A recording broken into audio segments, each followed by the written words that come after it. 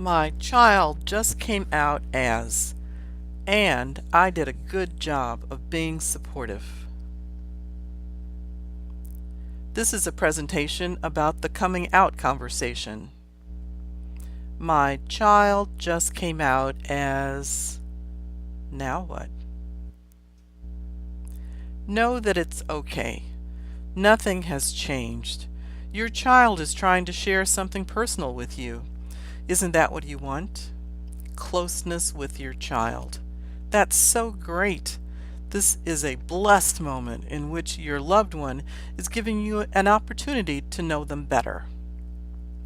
I'm Aisha Sky Gates. One of my hats is alternative lifestyle counselor. Most of my clients have a different sexuality, or they've made non-traditional life choices, or both. Personally, I experienced a coming out conversation with my son years ago. We managed just fine. Our only real issue was my son's reaction to my acceptance. He was geared up for having to win my approval. Today, I won't be speaking about any particular sexual orientation or gender identity. This presentation is intended to help you with your reactions to whatever your child's self-discoveries are. You want to be at your best, which is to say that you want to be focused on supporting your child. The information contained here can be useful to all parents, since, first, we cannot make any assumptions about what sexual orientation or gender identity that our children have or will have. And secondly, because considering the coming out conversation will help you to teach compassion and acceptance to your child about their own self-awareness and loving acceptance toward other people. I know that you care deeply, so thank you for seeking good information. Here are my 4 areas to cover in order. You want to begin with acceptance. Second, there's envisioning together. Third, thinking about taking action, that is researching and learning together. And fourth, you want to close with acceptance and assurance. Please don't think that you have to cram every useful topic into one conversation. Plan on having many conversations that send a message to your child that it's okay to come to you. Giving love and assurance are more important than getting it right. Acceptance. Start with acceptance, even if you don't really understand what the identity is that your child is describing. When the child is standing there waiting for your response, it is not the time to process your feelings. It is important to remember this is not about you. It's actually too easy to do a knee-jerk dive into your own worst imaginings. What about me? What are the neighbors and the relatives and my coworkers going to be whispering?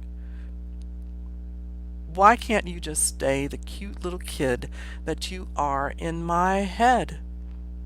Just don't grow up and everything will be fine. Does this mean that we are going to have to move to a new town? Am I a bad parent? What did I do or not do that made you turn out this way? I did everything for you, and this is how you betray your family? You don't know what you're saying. This is a phase. It'll pass. Please, deal with your own feelings separately from your child with other responsible adults, which may include a family practice therapist. So, how do you avoid knee-jerking? You're doing it. Educate yourself. Care about diversity. Aim for high self-awareness. Look inwardly with compassion for yourself. What are your social prejudices? Own up, if only to yourself, so that you can smile, take a deep breath, and let them go. Social prejudices aren't anything to be proud of, but we all have them. Breathe, own up, and let them go. Has it been your habit to ask your child about how she's feeling from time to time? Have you been a good listener all along? If your own parents showed you unconditional love, then it's easy to do the same toward your children. If your parents weren't able to show you unconditional love, then now's the time to be mindful about extending love toward your children without conditions. I love you, period. Acceptance begins with you. Self-love will buy you generous space to be accepting and loving toward your child. Remind yourself that your child today and tomorrow is the same child that you loved yesterday. Unconditional love is without conditions. I love you. Big hug. Okay, so my child just told me that she's... Now what? In the moment, anything can happen, right? You love your child, and yet you are still capable of saying something you might regret. That's why you want to be ready with acceptance. If you remember nothing else, commit to showing acceptance. You can do this. Acceptance follows hand in hand with, I love you, my child. Big hug. So, what I'm saying is keep your focus on your child. That wonderful face right there in front of you is going to ground you. You will automatically say, I love you. Then, here's a bit more advice for you. Acceptance looks like thanking your child for trusting you. Acceptance looks like taking them at their word about their self-knowledge. Don't argue or try to debate or try to suggest some other version of reality. Acceptance might look like sharing just a little of your own relevant experiences. Leaving out your own feelings totally is artificial, so talk. Be real. Just don't make it about you.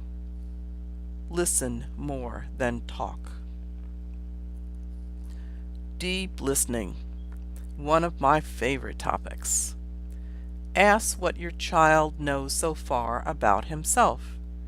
You are asking because you are genuinely interested. Allow the child to describe what his true experience has been so far. School. Ask if anyone has been harassing. What's been their true experience?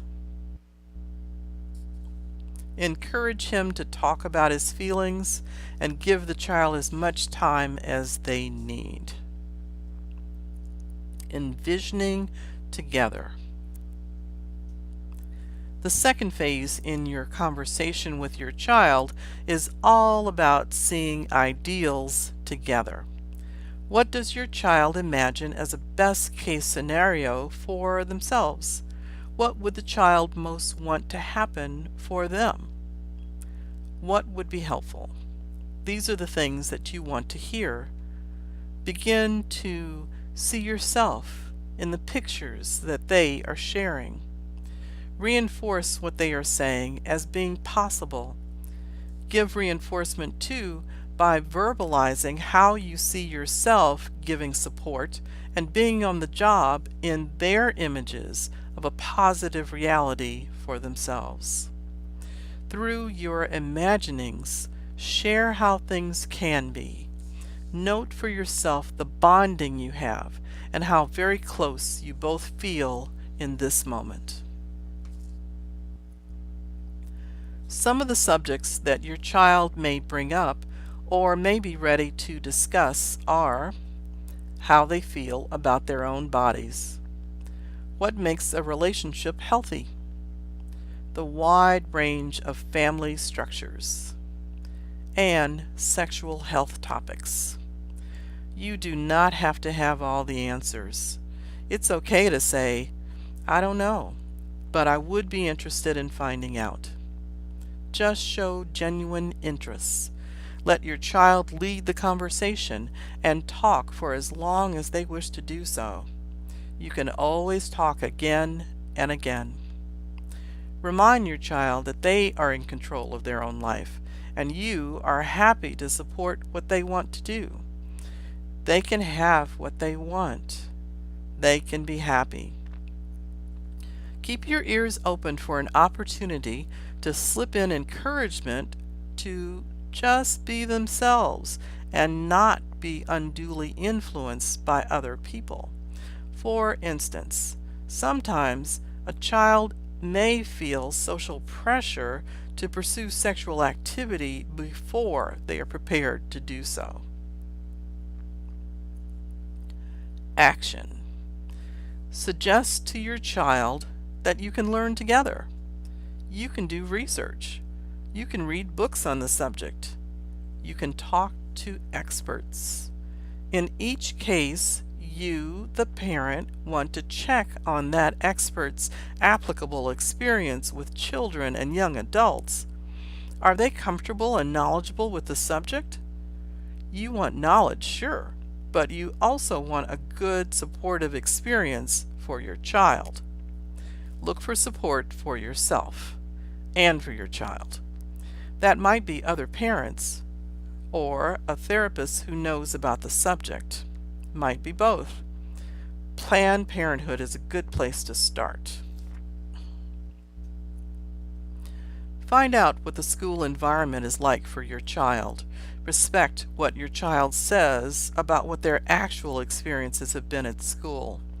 Find out what your school is prepared to offer in support. Be prepared to be your child's advocate.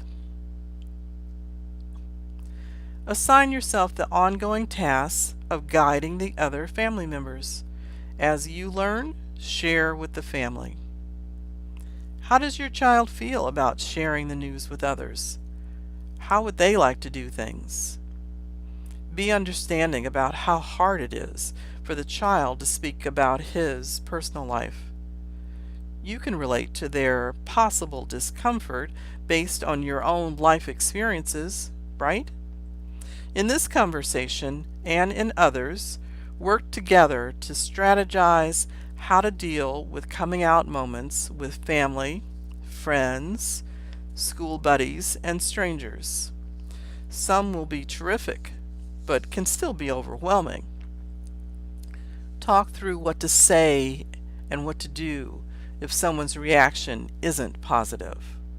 Working on how to deal with other people's undesirable behavior helps to empower your child.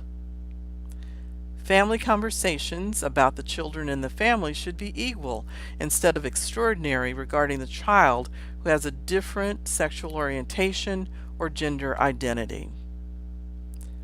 Follow your child's lead about including other people.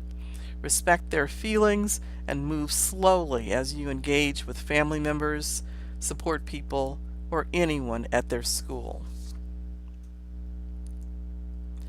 Your child just did something brave and wondrous by sharing.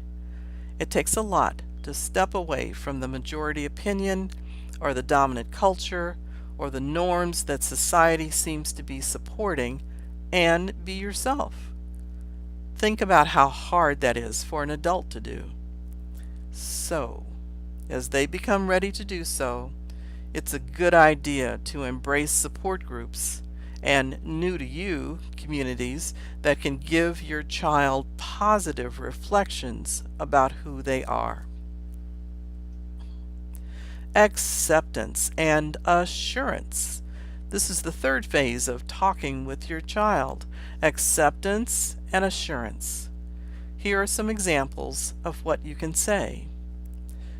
Whatever you need, I want you to know that I'm here for you. This is about you, so I'm following your lead. You know what's best for you, and I'm listening. You're discovering yourself, and that's not any different from any of us when we were your age. I'm still discovering myself.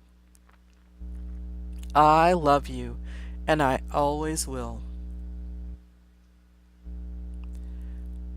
Never doubt that your child needs you. Thank you for attending today.